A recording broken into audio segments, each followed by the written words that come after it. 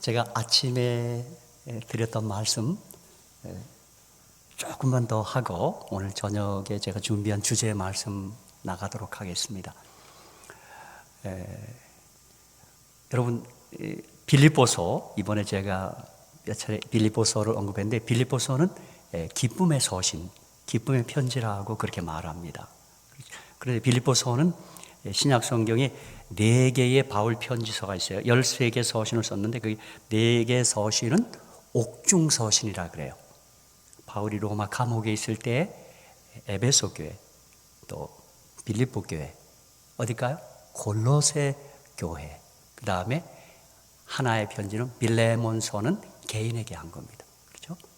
그래서 이제 그 옥중 서신, 4개 옥중 서신 가운데 빌립보서가 있어요. 자, 이 시간에 빌립보 4장 1절로 우리 한 5절까지를 좀 읽겠습니다. 이 빌립보 교회가 참 좋은 교회예요. 여러분, 빌립보 교회 하니까 여러분 사도행전 읽을 때 생각나죠?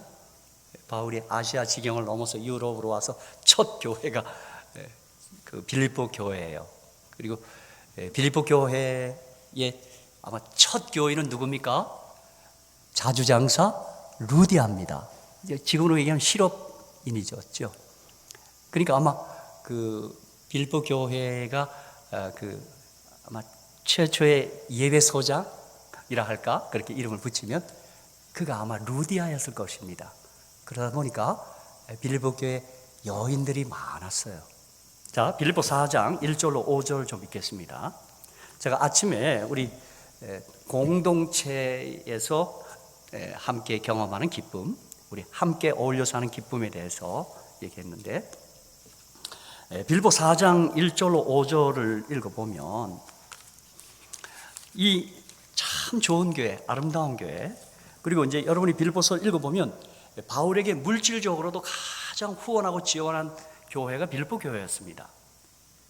그런데 빌립보 4장 1절로 5절에 보면, 그러므로 나의 사랑하고 사모하는 형제들, 나의 기쁨이요 면류가 아닌 사랑하는 자들아, 이와 같이 주 안에 서라. 그러니까 바울이 이렇게 표현한 거 보면 바울이 이 교회에 대한 깊은 애정이 있었습니다. 저도 이제 여러 교회를 담임하고 이제 은퇴했는데, 정말 이게 거쳐온 교회들 보면 뭐 모두 사람스러운 교회지만 어느 때 더 좀 이게 더 끌리는 교회가 있습니다. 알아차면요. 근데 이 바울은 이 빌립보 교회를 참 사랑했습니다. 그러니까 그 표현까지도 어떻게 했어요? 나의 사랑하고 사모하는 형제들, 나의 기쁨이요 면류가는 사랑하는 자들아, 이렇게 얘기했어요. 자, 그런데 2절에 보면 여러분, 여기 빌립보 교회 아마 여성들이 많았던 것을 우리가 미루어 알 수 있는 게 보면, 자, 4장 2절은 한번 우리 여성들이 한번 좀 읽어볼까요? 그 여성들의 이름이 나옵니다. 자, 내가 유오디아를 권하고 순두개를 권하노니 주 안에서 같은 마음을 품으라, 이렇게. 그러니까 이것을 미루어서 지금 이 빌립보 교회가 참 좋은 교회고 참 정이 많고 그런 교회인데, 그만 빌립보 교회의 두 여성, 두 여집사라고 할 수 있어요. 유오디아와 순두개가 조금 사이가 좀 불편한 거예요. 저도 교회 목회를 해보니까 참 여성들이 이 세상에 없어서는 안 됩니다. 참 여성들이 따스하고, 예를 들면 제가 목회자로서 어느 교회 가서 집회를 하고 이제 할 때 장로님들은 잘 밥 안 사줍니다. 그게 언급하죠. 근데 여집사님들은 밥을 사주고, 참 이 세상 여자분들 중요합니다. 그 따스함이 있어요, 그죠?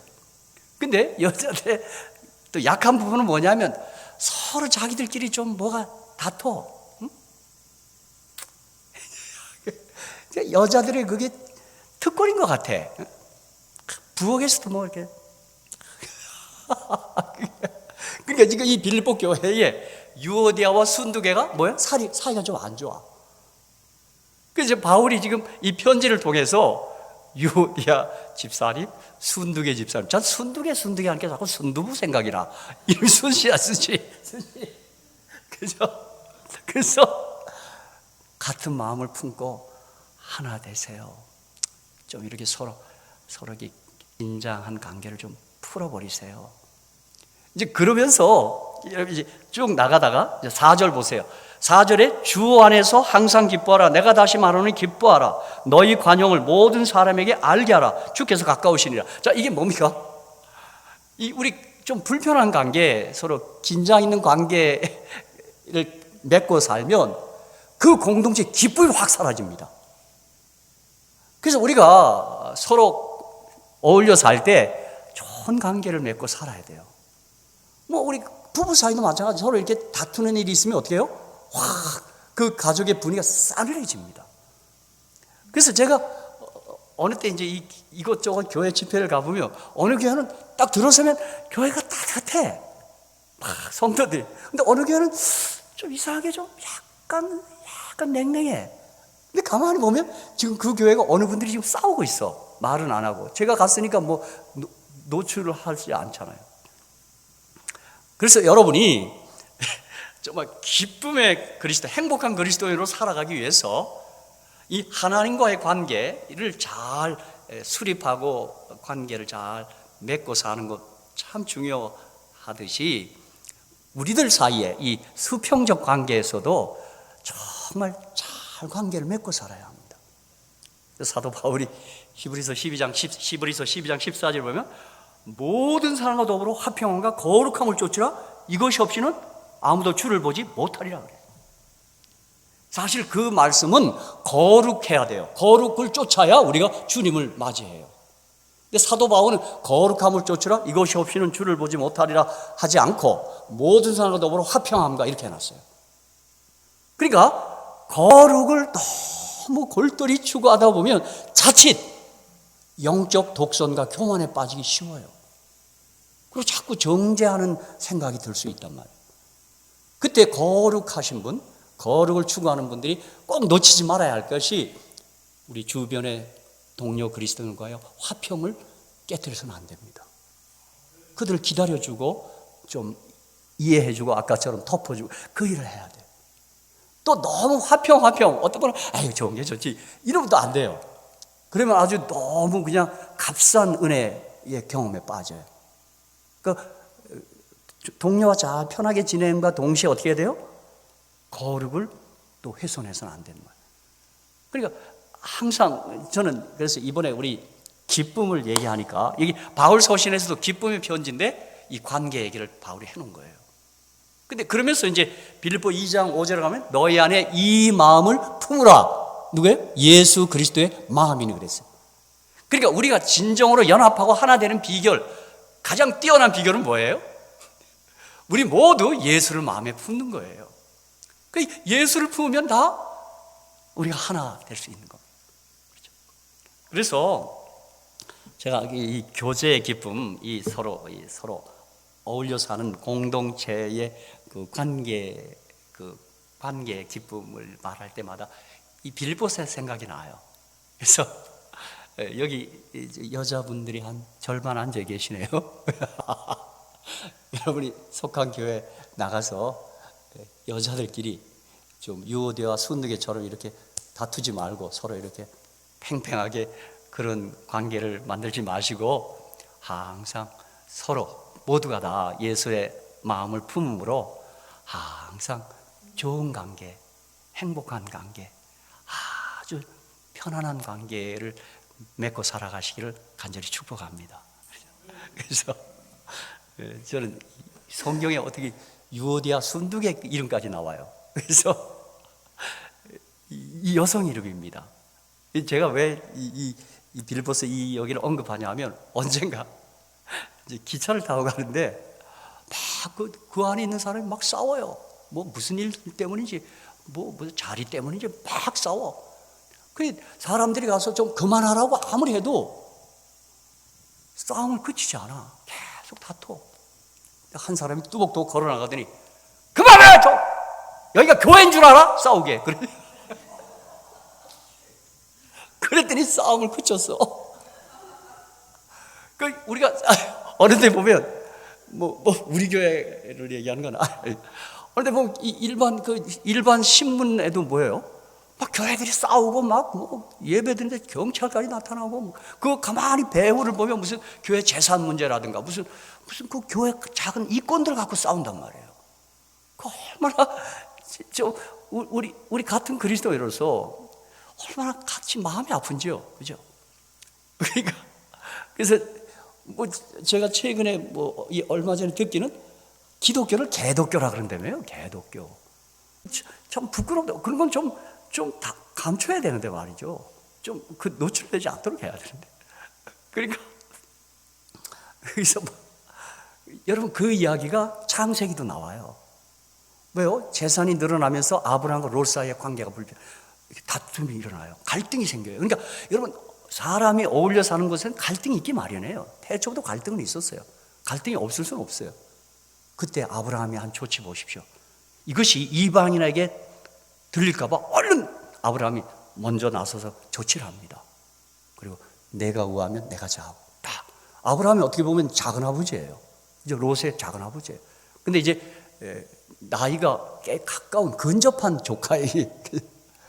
그런데 아브라함이 그때 먼저 양보합니다. 근데 황금률을 한 거예요. 먼저 정하라고 그럼 내가 하겠다고. 그러니까 참 아브라함이 참 믿음의 조상입니다. 그런 면에서. 자, 오늘 저녁에는 우리 재림 교인들이 참 좋아하는 성경에 몇 개 장이 있습니다. 여러분 계시록 14장 좋아하죠? 그 다음에 엘렌 화이트께서 특별히 이 장을 꼭 연구하고 이 장에 나타낸 대로 우리가 살아야 할 것을 강조한 장이 하나 있습니다. 이사야 58장입니다. 그 이사야 58장 끝부분에 안식일 이야기도 나오고, 자, 이 시간에 이사야 58장 6절로 11절을 좀 읽어보겠습니다. 오늘 저는 이 저녁에는 미리 제목을 말씀드리면 섬김의 기쁨, 나눔의 기쁨, 봉사의 기쁨을 좀 말하려고 그래요. 저와 여러분이 살아가면서 열심히 섬기고 봉사하고 나누고 베푸는 일을 하며 살아야 돼요. 그때 우리 마음속에 놀라운 기쁨이 이렇게 폭발해요. 저는 이것 때문에 우리 아이들에게 클 때 늘 이렇게 따라하라 그랬어요. 우리 아이들에게 돈 벌어서 남주자, 공부해서 남주자. 너희들 그 마음으로 살아야 한다. 너희들 공부 열심히 해야 된다. 그리고 잘 성공도 해야 돼. 이유는 뭐냐? 세상 사람은 돈 벌어서 남주니? 이렇게 얘기해요. 우리는 그렇게 얘기하는 사람이 아니에요. 돈 벌어서 뭐 해야 돼? 남을 줘야 돼, 남을. 또 우리가 가진 게 없으면 줄 수는 없어. 내가 있어야 주죠. 그래서 진짜 우리가 살아가면서 남을 섬기고 나누고 베풀고 봉사할 때, 그때 우리 마음에 형언할 수 없는 큰 기쁨이 일어납니다. 제가 미국에 살면서 참 미국 분들이 그래서 참 그 뿌리가 있어. 크리스찬으로서 미국 사람들이 가장 좋아하는 게 뭐냐면 발렌티어입니다. 발렌티어. 자원봉사자들 많아요. 자원봉사. 그거 저는 그래서 기독교가, 미국의 기독교가 이렇게 깊이 뿌리 내린 것 같아요. 막 뭐 요란하게 믿는 거 안 해도 항상 그게 있어요. 뭐 어떤 일이 있으면 다 달려가서 봉사하고. 근데 최근에 우리 한국에도 그거 잘합디다. 무슨 어려운 일이 있으면 함께 몰려가서 봉사하고 하는 거. 그게 아마 어디서 출발한 것 같아요? 우리 예수 그리스도를 믿는 믿음에서 그것이 비롯된 것이라고 저는 확실히 믿습니다. 그렇죠? 자, 이사야 58장 6절로 11절입니다. 나의 기뻐하는 그 음식은 흉악의 결박을 풀어주며 멍에의 줄을 끌어주며 압제당하는 자를 자유케 하며 모든 멍에를 꺾는 것이 아니겠느냐. 7절은 좀 한번 읽겠습니다. 자, 우리가 어떻게 살아야 되는가? 지금 그거에 주님이 바라시는 참된 금식은 물론 우리 먹는 것을 끊고 그 금식이에요. 근데 이사야 58장 1절부터 읽어보면 그들은 막 금식하면서 막 싸우고 그래. 막 뭐 니자 맨날 이제 그러면서 오늘 이사야 선자는 이사야 58장 6절에 내가 기뻐하는 그 음식은 바로 이런 것이다 라고 말하면서 남을 섬기고 베풀고 나누고 봉사하는 일이라고 지금 말하고 있는 거예요. 자, 7절에는 더 구체적으로 어떻게 하는 것인가? 자, 7절 이건 같이 한번 읽겠어요. 시작. 또 줄인 자에게 내 식물을 나눠주며 유리하는 빈민을 내 집에 들이며 벗은 자를 보면 입히며 또 내 고륙을 피하여 스스로 숨지 아니하는 것이 아니겠느냐 이렇게 얘기했어요. 여러분, 하나님의 종께서 이사야 58장을 그토록 강조한 이유를 아시겠죠? 그래요. 저는 그러므로 이 땅에 우리 민족 전체를 보고도 어느 한 구석에서 굶고 있고 너무 삶이 힘들어하는 사람이 있다면 그 책임은 정부에 있는 게 아니라 나는 우리 그리스도인들에 있다고 봅니다. 뭐 정부도 그 일을 수행해야 되겠지만 가장 먼저 나서서 그 일을 수행할 사람은 그리스도인들입니다. 그리스도인들이요. 왜요? 그들이 말씀에 따라 생활해야 되는 사람들 아니겠어요? 그렇죠? 그런데 8절에 보면 그렇게 봉사하고 남을 섬기고 나누고 베풀면 8절 이것도 같이 읽읍시다. 시작. 그리하면 therefore 내 빛이 아침같이 비칠 것이며 내 치료가 급속할 것이며 내 의가 내 앞에 행하고 여호와의 영광이 내 뒤에 호위하리니 내가 부를 때는 나 여호와가 응답하겠고 내가 부르짖을 때는 말하기를 내가 여기 있다 하리라. 이렇게 나왔어요. 그리고 여기 조금 몸이 불편하신 분들 남을 섬기고 봉사하는 일을 하시면 치료가 됩니다. 이거 놀라운 약속입니다. 그렇죠? 근데 여러분, 우리 모두가 한번 아프면 알지만 아프면 그냥 어린아이가 됩니다. 모두 다 주위 식구들이 나를 섬기기를 바란단 말이에요. 해줘. 저는 오히려 좀 도전적으로 내가 아플 때 내가 섬기는 일에 더 앞장서야 합니다. 몸이 따라주지 않고 힘들다 할지라도 그렇게 해야 돼요. 왜요? 하나님의 약속은 그렇게 할 때 치료가 급속할 것이라고 얘기했어요. 여러분, 사실 이것을 우리에게 말해주는 한 신뢰가 있어요. 미국에 락펠러라고 하는 사람 들어보셨죠? 록펠러. 그 당시에 세계 최고 부자였습니다. 락펠러 파운데이션도 있고 뉴욕 맨하탄에 가면 락펠러 그 뉴욕하고 관련 있는 분입니다.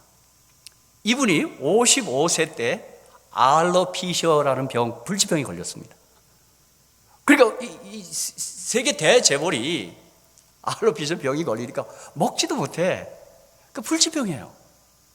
안 돼. 그 당시에 의학 기술로 수준으로는 이 병을 나을게 할 수가 없어. 근데 그때 한 의사가 정말 그 의사 참 지혜로운 분 같아요.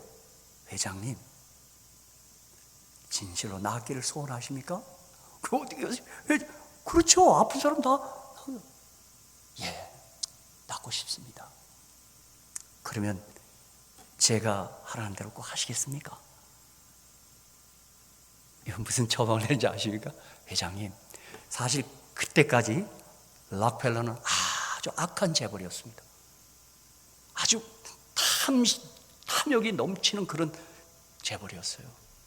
그냥 기업을 이렇게 다 이렇게 그걸 뭐라 그래? 기업을 독식 막 그런 좀 아주 좀 그런 고약한 부자였어요. 근데 이 의사가 회장님, 제 말을 꼭 들으시기 바랍니다. 이제부터는 남에게 베풀고 좀 나눠주는 일을 좀 하십시오. 라펠러가 그 말을 듣고 아마 그 밤에 고민했겠죠. 그러지 않겠습니까? 그런데 그가 그 일을 하기로 결심합니다. 그리고는 당시 그때 그는 1년 이상 살지 못한다는 진단을 받은 상태인데 그가 이제 병원에 있는데 그 병원 복도에 보니까 어떤 사람이 병원비가 없어서 입원을 못 시키고 있는 환자 어머니가 있어요. 그 병원 데스크에. 그는 그분들 몰래 뒤에 가서 입원비를 지불합니다. 그런데 그 입원한 환자가 기적적으로 회복을 합니다. 그리고는 그분이 록펠러는 밝히지 말라. 그분이 너무 행복한 거예요. 그것을 록펠러가 지켜봅니다. 그날 자기는 이제까지 살아오면서 그런 행복을 느끼지 못했습니다. 그것이 시작으로 하여 그가 록펠러 파운데이션을 설립하고, 여러분 저는 그걸 확인해 보지 못했습니다만 록펠러가 미국의 교회를 수천 개 지었다는 말이 있습니다. 난 그걸 확인을 못 해봤습니다. 그 일을 할 뿐만 아니라 그 뉴욕 맨하탄에 묻은 수도값이라 그래요? 뭐 수도세라 그래요? 그거 다 자기가 냈습니다. 그리고 록펠러가 아마 다니던 리버사이드 교회라는 데가 있습니다. 그 강변교회. 거기 가면 록펠러가 그 어머니가 한 10개 명이 있습니다. 그 보면 거기 그 어머니가 참 신실한 분이었던 것 같아요. 뭐 그 10가지 계명 뭐 다 제가 지금 기억 못합니다. 어떤 분에는 보면 무슨 일이 있어도 하나님께 예배드리는 일을 절대 소홀히 하지 말라, 뭐 그런 얘기도 있고, 또 11조 생활을 잘하라는 그런 말도 있고 그래요. 또 어떤 계명은 목사를 잘 공경하라, 뭐 그런 얘기도 있고, 그런 내용이 있어요. 뭐 지금도 그 록펠러에 대한 뭐 여러 논란이 있습니다만 중요한 사실은 뭐예요? 그의 알로피저병, 불치병이 그가 남을 섬기고 봉사하는 중에 그 병 다 나았습니다. 그리고 90이 넘도록 그분 장수하셨습니다. 그 시절에. 그러니까 여러분, 자, 이 남을 섬길 때 내 마음 나도 모르게 참 기쁨이 있어요. 여러분, 이거 우리가 다 해봤잖아요, 그죠? 그러니까 평생 베풀 줄 모르고 자기 것만 움켜쥐고 사는 사람은 그 나눔의 기쁨을 모르고 살고 있는 거예요. 그래서 여러분, 이런 일들을 미국의 한 대학에서는 이 사람의 뇌를 실험을 다 했어요, 보니까. 제가 그 읽은 기사는 미국에 있는 그때 그 에모리 의대였을 거예요. 에모리 대학, 그 애틀랜타 에모리 의대에서 그걸 조사했는데, 그 선행을 한 사람의 뇌와 그냥 막 고약한 사람의 뇌를 다 실험을 했어. 그런데 선행을 하면 뇌에서 놀라운 물질들이 분비돼요. 그러니까 하나님께서 우리가 이 땅을 살아갈 때 남을 섬기고 봉사하며 살도록 그렇게 아마 이 우리 인체를 그렇게 디자인하셨던 것 같아요. 그럼 저는 그런 까닭에 여러분 신명기 15장 한번 11절 한번 보십시오. 여기 성경에 조금 이해되지 않는 말씀이 하나 있어요. 자, 신명기 15장 11절.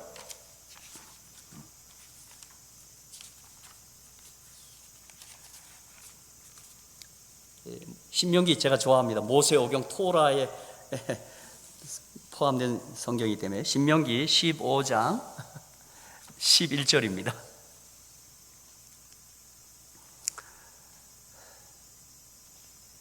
10절부터 읽으면 좋겠는데 거기 뭐 10절에 너는 반드시 그에게 구제할 것이요 구제할 때는 아끼는 마음을 품지 말 것이라 이로 인하여 내 하나님 여호와께서 내 범사와 내 손으로 하는 바에 내게 복을 주시리라. 이렇게 시작돼요. 근데 11절 보세요. 11절.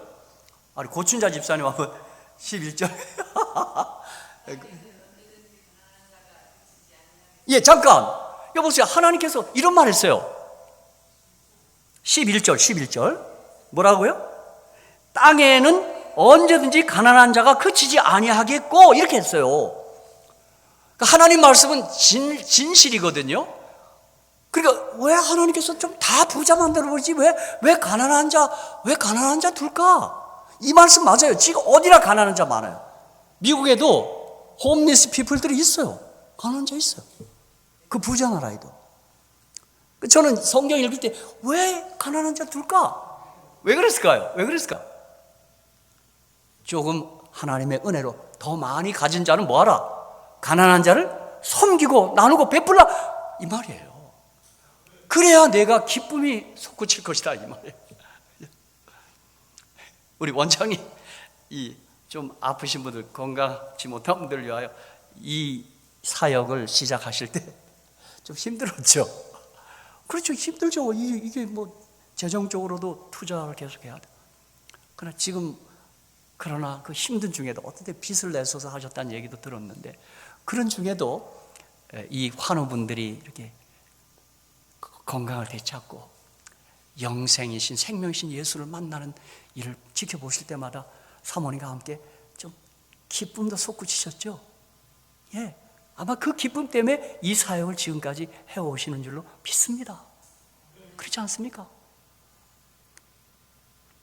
저는 이 이야기를 좀 가장 잘 이렇게 집약한 사건 하나를 좀 말씀드리겠습니다. 여러분, 아마 이거는 여러분이 언젠가 기도력에서 한번 읽었을 거예요. 나도 그 기도력 읽고 그 뒤에도 이 기사를 읽을 때마다 자꾸 눈물이 나더라고요. 여러분, 혹시 제가 어느 해인지 모르지만 혹시 그 아줌마가 하나님 부인이세요? 혹시 그런 기사 한번 읽은 기억 납니까? 스쳐 지나갈 거예요.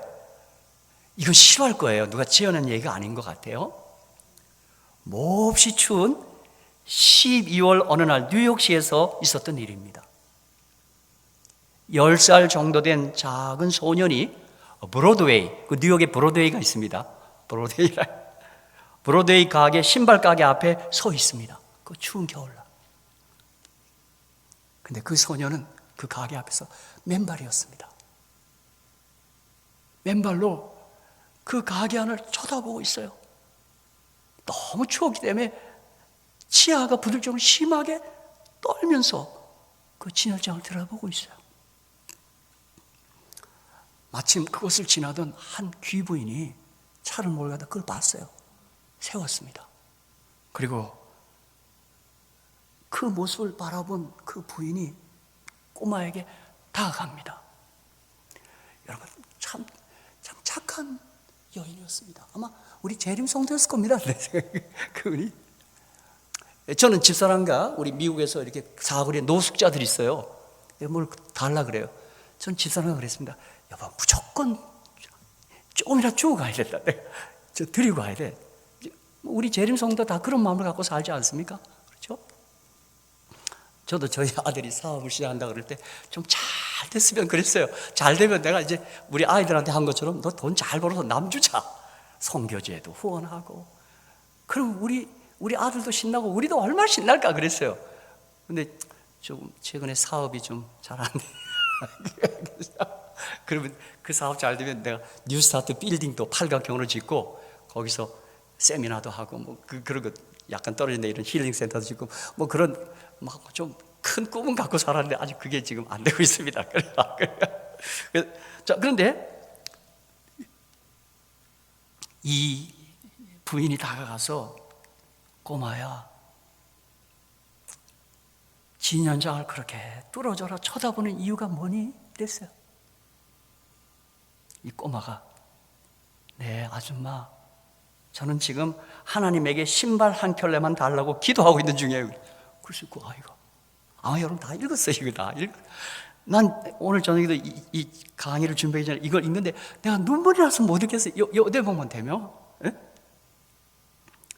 그때 부인은 소년의 손목을 잡고 가게 안으로 들어갑니다.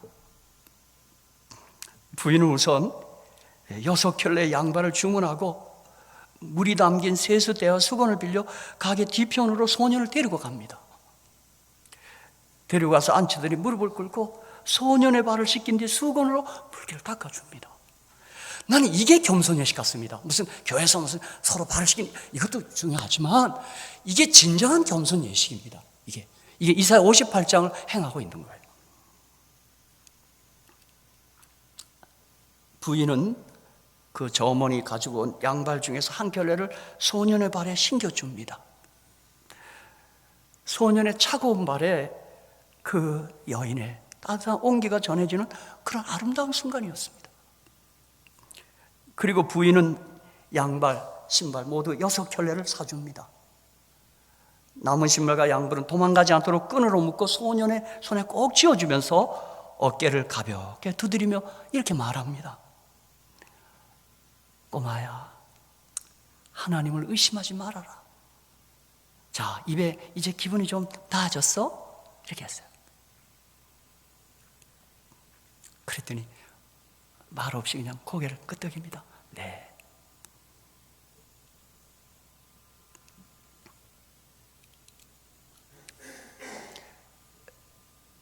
이 소녀는 그 일을 하고 몸을 돌려서 나온 길입니다. 그런데 그때 보니까 소년이 눈가에 눈물이 맺혔어요. 그러면서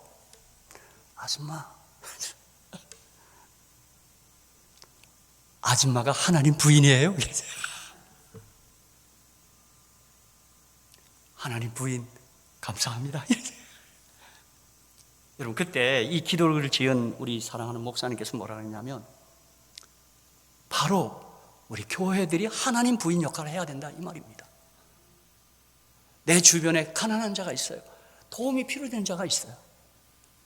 근데 오늘 우리 시대 어떤 사람들은 자기는 먹어서 배가 터지고 막 비만이어서 막 뭐 가서 요가도 하고 하면서 팔 뺀다고 그러면서 남에게 줄 건 없어. 난 그거 참 이상해.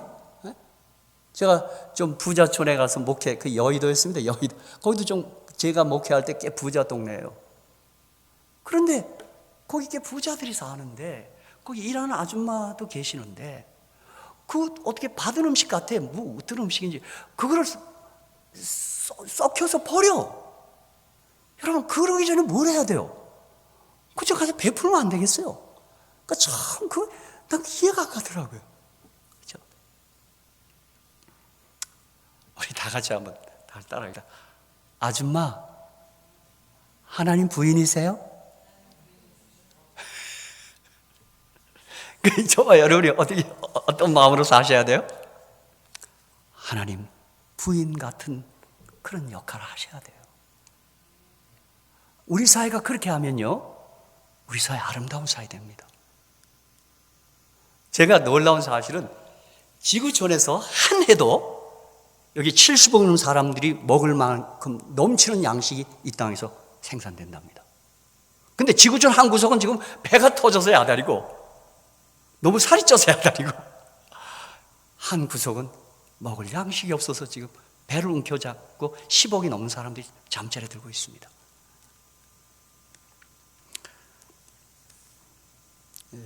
여러분, 그러므로 이 남을 섬기고 나누고 베풀고 이게 봉사하는 기쁨을 오늘 이 저녁에 우리들이 다시 한번 새롭게 내가 꼭 이 일에 동참해서 실천해서 내가 하나님이 약속하신 기쁨을 꼭 누려야 되겠다, 그렇게 좀 다짐해 주시고, 우리 당장 여기서부터 어떻게 해요?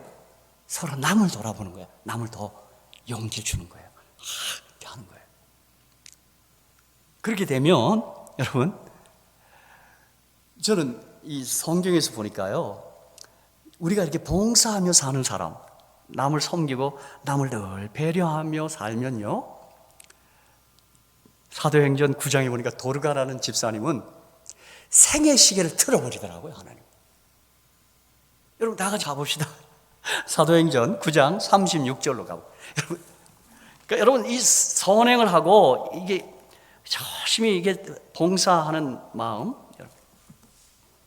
그런 마음을 갖고 살면, 자, 사도행전 9장입니다. 9장 36절로 43절입니다. 오늘 이 여러분에게 제가 드리는 말씀은 이제 새로운 말씀이 아니고 우리가 늘 들었던 말씀입니다. 그리고 이 남을 돕고 살면 내 생애 시계를 하나님이 틀어버리기도 하지만, 마태복음 25장에 보면 재림하시는 날 그게 우리를 구원하는 구원의 판단이 됩니다. 기준이 됩니다. 거기 양으로 분류된 사람들은 항상 가난한 자, 배고픈 자, 옥에 갇힌 자 돌보는 사람들이었습니다. 근데 이 염소는 어떻게 해요? 염소도 그리스도야, 같은 그리스도인이야, 그 믿는 사람이야. 근데 그들은 선별적으로 그렇게 한 사람이에요. 여러분, 선행하죠. 자기 지인들, 자기가 이 사람을 선행을 했고 나중에 보답이 올 것을 기대하는 사람은 하겠죠. 자기 친척들에게는 하겠죠. 근데 벌써 그것만 벗어나면 태도가 달라져. 그들이 염소예요.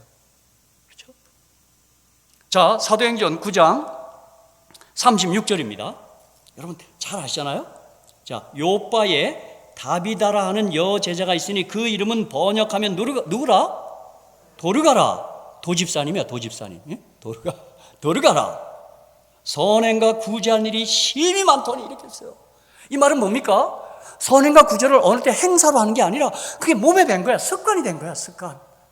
그래서 누구든지 도움이 필요한 사람이 있으면 항상 대기가 돼 있는 거예요.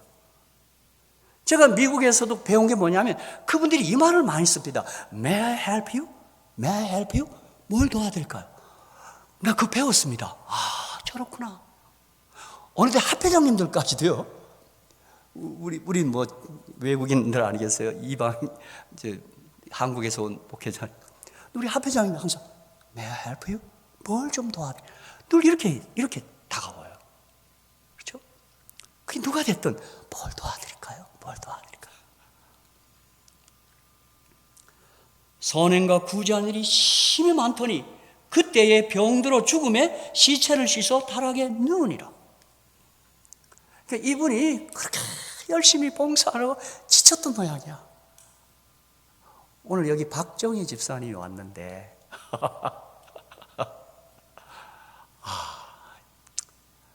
사랑하는 우리 아버님과 어머니, 제가 태능에 있을 때 옆에 살았습니다.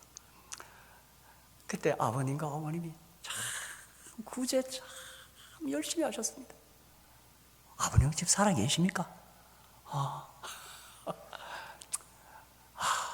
참. 내가 그때 아버님 생각, 지금 성함이 아버님 박영균, 엄마는 이성호, 맞아. 그분들은 이게 뵙기만 해도 누굴 섬기기 위해서 늘 이렇게 그렇게 사셨어. 네, 그때 신학생이고 좀 어려운 때인데 그때 그 엄마 아빠의 사랑을 내가 듬뿍 먹었죠. 잊지 못합니다. 언니 박성순 언니, 박성자 언니, 그래. 요 딸이 박정희였지, 이제. 맞아. 그때 엄마 아빠가 참 좋은 분이었어. 나 진짜. 그때 아마 우리 권기영 목사님처럼 평신도 목회자로서 아마 봉사하셨어요. 그때는 뭐 레이 패스터가 아직 없어갖고 그냥 장로님으로 했는데 교회를 돌보고 섬기고, 그때 엄마가 많은 분들을 그 음식을 대접하고 다 그게 생각납니다. 이 도르가가 그랬단 말이에요. 그렇게 아주 힘에 부치도록 봉사하다 보니까 병이 들었어. 너무 열심히 일하다. 루다가 요바에 가까운지라 제자들이 베드로가 거기 있음을 듣고 두 사람을 보내어 지체 말고 오라고 간청하니 베드로가 일어나 저희와 함께 가서 이르매 저희가 데리고 다락에 올라가니 모든 과부가 베드로의 곁에 서서 울며 도르가가 저희와 함께 있을 때 지은 속옷과 겉옷을 다 내어 보이거늘. 그러니까 이분의 선행이, 그 선행을 받은, 그 친절을 받은 사람들이 다 증인들이야. 보이는 겁니다. 이런 분이라고. 그랬더니요, 40절 베드로가 사람을 다 내어보내고 무릎을 꿇고 기도하고 돌이켜 시체를 향하여 가로되 다비다야 일어나라 하니 그가 눈을 떠 베드로를 보고 일어나 앉는지라. 베드로가 손을 내밀어 일으키고 성도들과 과부들을 불러들여 그의 산 것을 보이니 온 요파 사람이 알고 많이 주를 믿더라. 이분이 살아있을 때도 그렇게 선행과 구제를 많이 하시던 분이 또 살아나자마자 그 살아남을 통하여 그 주변 사람들이 다 예수께 돌아오는 놀라운 더 큰 기적이라는 것입니다. 그렇죠? 그래서 이 땅에 아직 믿지 않는 사람들은 제가 보니까 항상 예수를 만나기 전에 예수를 믿는 신실한 착한 사람들을 먼저 보고 믿게 되더라고요. 그렇죠? 그래서 예수 믿으라 할 때 우리 원장님도 제가 그 영상에서 보니까 항상 그들의 필요를 채워주는 겁니다. 그리고 그들이 자발적으로 주님을 따라오는 것입니다. 자, 믿어라 이렇게 그렇죠? 그러므로 여러분 보세요. 저는 확신합니다. 저와 여러분이 이렇게 선행을 다 거침없이 행하면서 주님의 사랑이 격발해서, 우리는 뭐 그걸 해서 뭐 구원을 받겠다, 복을 받겠다 이거로 출발한 게 아니잖아요. 내가 주께 받은 사랑이 너무 커서 주님이 나를 너무 용서하신 이런 사랑을 생각할 때마다 내가 누구라도 용서해야 되고, 내가 받은 은혜가 너무 커서 나도 그거 받은 은혜 좀 나누고 싶단 말이에요. 그렇죠? 이제 그런 마음으로 하면 아마 여러분이 혹시 죽었다가도 살아날 줄로 믿습니다. 이게 성경의 약속입니다. 이게 성경의 약속이야. 그렇죠? 여러분, 근데 또 사도행전 10장에 보면 고넬료라고 하는 장교가 있었어요. 장군이 있었어요. 장교. 백부장이죠. 그분의 삶의 특징은 아직 예수님 믿지 않은 이방인이었을 때도 참나 이 사도행전 보면요. 사도행전 10장에 이래 그가 경건하여 온 집으로 더불어 하나님을 경외하며 백성을 많이 구제하고 하나님께 항상 기도하더니 이렇게 나왔어요. 그런데 4절에 보면 끝부분에 보면 내 기도와 구제가 하나님 앞에 상달하여 이렇게 해놨어요. 우리의 기도도 상달하지만 우리가 향한 구제도 상달이 되나 봐요. 그러더니 결국 그를 마침내 구원까지 합니다. 베드로를 보내서 그를 구원합니다. 여러분, 저도요 하나님께 감사한 것 가운데 하나가, 제가 믿지 않을 때도요 조금 이렇게 구제하는 일을 조금 좋아했습니다. 그때 나 무슨 마음이지? 제가 서울시 공무원을 했었어요. 한 2년간. 그때 저는 이상하게 제가 동석이었는데 제가 그 담당한 통뿐만 아니라 우리 그 당시 좀 가난했어요. 그 70년대. 그게 뭐 가난한 사람 많아. 근데 저는 그때 무슨 마음인지 좀 이렇게 좀 도와주고 싶더라고요. 그때 제가 박석이었는데 그래서 밀가루도 나눠주고, 누가 아프다 그러면 병원에도 모시고 가고, 뭐 결핵 걸린 사람은 거기 가기 위해서는 뭐 특별한 갖춰야 되는데 안 될 땐 청와대 탄원서도 막 써서 그렇게 해서 그분을 결핵 요양소 보내기도 하고, 이제 그런 일을 했어요. 이제 그게 소문이 나니까 제가 그때 방화동에 있었는데 제 책상 주변에 항상 가난한 사람, 동네 가난한 사람 다 와 있어. 뭐 좀 주세요. 내가 지금도 잊지 못하는 게요, 하루는 그랬더니요, 그 방화동 그때 사무장이 김학래라는 분이에요. 참 부지런하고 정말 청렴하고 좋은 사무장이었습니다. 언제나 하루 그분이 야, 너 일로 와봐. 속으로 가더니 야, 이 새끼야, 네가 예수야, 이 새끼야, 그러더라고. 나 그때 그게 무슨 말인지 몰랐습니다. 난 어쨌든 우리도 가난한데 난 그때 공부할 때 뭐 이렇게 그때 그 마음이 어디서 그렇게 했어요.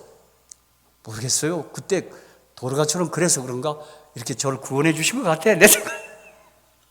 그리고 제가 결혼할 때요, 위생병원에서 결혼할 때 그때 같이 우리 공무원 출발한 사람들이 저희 결혼식에 많이 왔습니다. 오면서 그랬답니다. 그때 그놈이 예수 믿을 것 같더라 그랬답니다. 그때 그랬다 그래요. 그러니까 여러분, 우리의 기도와 함께 우리의 구제, 이 선행도 상달이 되는 것 같은데 성경에 그런 것 같아요. 성경에 그렇게 기록해 놨으니까. 그렇죠? 그러니까 여러분이 지금까지도 참 선행 잘 하셨고 그렇게 사신 거 제가 믿습니다. 우리 이번 주에 또 제가 이 주제로 말씀했으니 우리 몸에 기쁨이 솟구치기 위해서라도 꼭 선행을 더욱 베풀며 살겠다고 혹시 결심하는 아름다운 밤이 되어주시기를 축복합니다. 그리고 그 선행을 베풀 때 좀 무슨 종교, 인종 뭐 이런 거 좀 따지지 말고 그 선행을 할 때는 그냥 그런 조건 따지지 말고 선행해야 된단 말이에요. 자, 제가 이미 말씀드린 마태복음 25장을 가보세요. 자, 마태복음 25장에 그 심판날에, 주님 오시는 날에 구원받을 자와 제외된 사람들을 구별할 때 참 25장, 이 마태복음 25장은 참 특별한 장이에요, 제가 볼 때. 자, 마태복음 24장은 재림의 징조예요. 주님 다시 오실 때 세상이 일어나는 징조예요. 25장은 at that time, 그때에 25장은 교회 안의 징조예요. 24장은 세상에서의 징조고 재림할 때 일어나는 현상들이고 25장은 교회 안에서 일어나는 징조예요. 그 세 가지 비유가 있어요. 첫째 뭐예요? 기름 있는 처녀, 기름이 떨어진 처녀. 그 뭐예요? 기름은 성령 상태. 성령 충만한가? 성령 소멸된 상태가 그거예요. 달란트 비유는 뭐예요? 자기가 받은 달란트를 가지고 열심히 영혼 구원에 매진하는 사람들이. 그 다음에 이제 오늘 우리가 살펴볼 마태복음 25장 여기 와봤습니다. 자, 여기 보십시오. 어디입니까? 31절로 46절까지가 세 번째 비유예요. 뭐예요? 양과 염소의 비유예요. 인자가 31절입니다. 자기 영광으로 모든 천사와 함께 올 때에 자기 영광의 보좌에 앉으리니 모든 민족을 그 앞에 모으고 각각 분별하기를 목자가 양과 염소를 분별한 것 같이 하여 양은 그 오른편에 염소는 왼편에 두리라. 이렇게 하셨어요.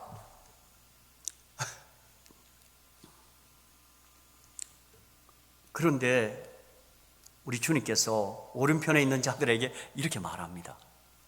34절, 내 아버지께 복받을 자들이여 나와 창세로부터 너희를 위하여 예비된 나라를 상속하라. 내 집에 들어오라. 너 구원받은 자들아. 그런데 그들을 향하여 뭐라고 말합니까? 주님이요, 너 교회 잘 다녔네. 그런 말도 한마디 더 하면 좋겠는데 25장 비유에서는 그런 말을 하지 않았어요. 무슨 얘기를 합니까? 여기 뜻밖의 뭐예요? 내가 줄일 때 너희가 먹을 것을 주었고 목마를 때 마시게 하였고 나그네 되었을 때에 영접하였고 벗었을 때 옷을 입혔고 병들었을 때 돌아보았고 옥에 갇혔을 때 나 와서 보았느니라. 이렇게 얘기했어요. 근데 보세요. 이에 의인들이 대답하여 가로되 주여 우리가 어느 때 주의 줄이신 것을 보고 공개하였으며 목마르신 것을 보고 마시게 하였나이까? 어느 때 나그네 되신 것을 보고 영접하였으며 벗으신 것을 보고 옷 입혔나이까? 어느 때 병 드신 것이나 옥에 갇힌 것을 보고 가서 배웠나이까 하리니 임금이 대답하여 가라사대 내가 진실로 너희에게 이르노니 너희가 여기 내 형제 중에 지극히 작은 자 하나에게 한 것이 누구에게 한 것이라고요? 예수께 한 거예요. 제가 연수원에 있을 때 어떤 분이 목사님 내가 일주일 동안 여기 연수원 생활을 하면서도 아직 예수를 못 봤습니다. 예수를 만나고 싶습니다. 막 고민하는 사람 많아요. 내가 막 눈물도 아직 안 나오고 저는 이제 저한테 와서 고민 얘기하면 예수님 보는 거 간단합니다. 내려가시다가 어려운 사람 있으면 그 사람 도와주십시오. 그 사람이 예수입니다. 이 성경 있네요. 뭘 예수를 봐야 돼? 그게 뭘 그렇게 더욱 중요합니까? 그게 그죠?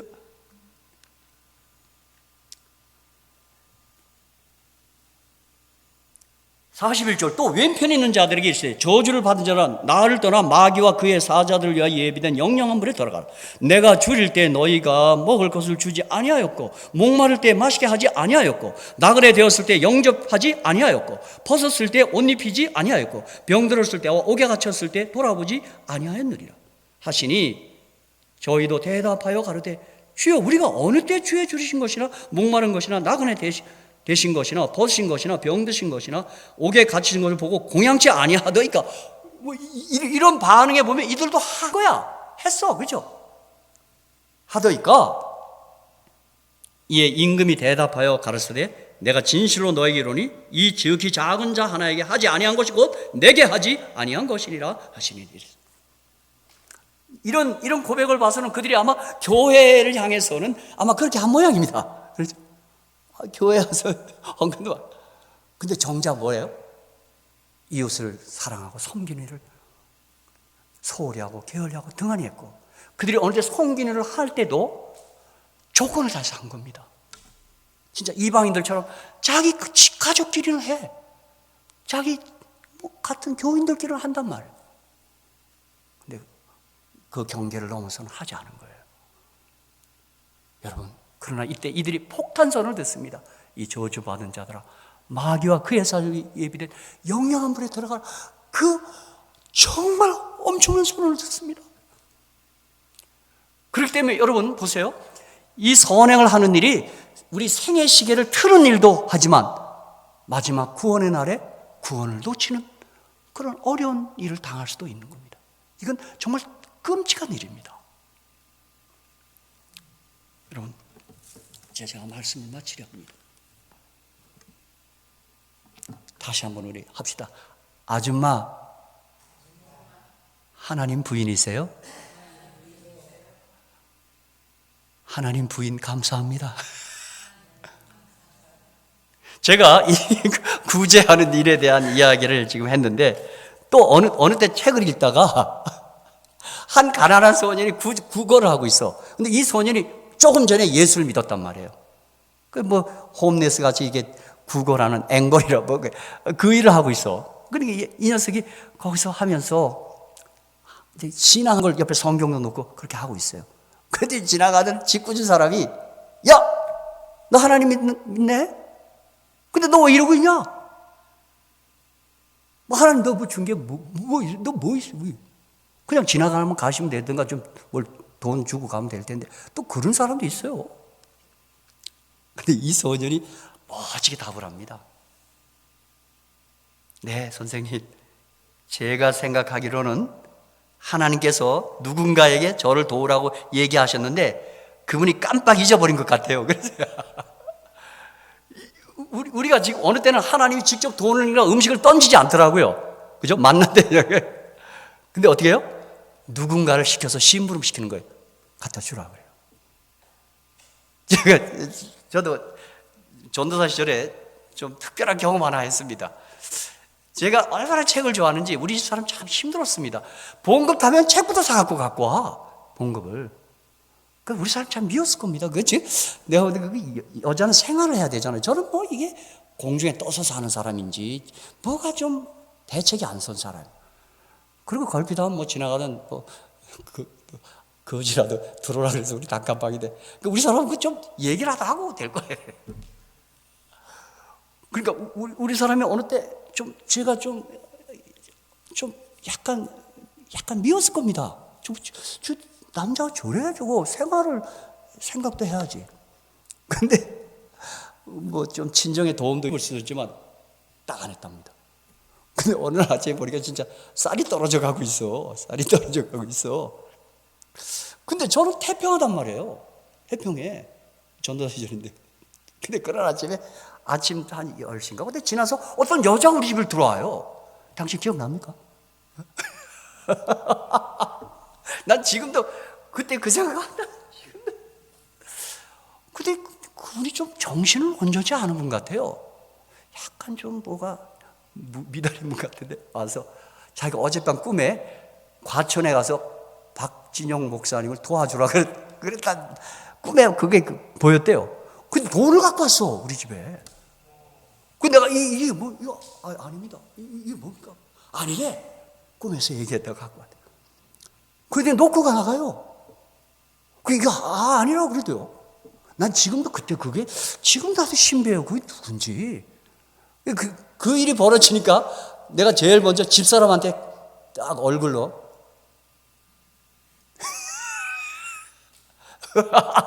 하나님 백성 하나님 절대로 굶기지 않는다는 거예요. 우리 사람은 할 수 있었는데 이제 한번 저를 좀 다 훈련시키기 위해서 그랬던 것 같아. 근데 나는 그날 참 아무리 생각해도 이해가 안 가. 여기 우리 사람이 앞에 앉으니까 당신도 그거 이해 갑니까? 그러니까 여러분, 우리가 이렇게 봉사하고 섬기고 살면 뜻밖의 일이 일어난다고요.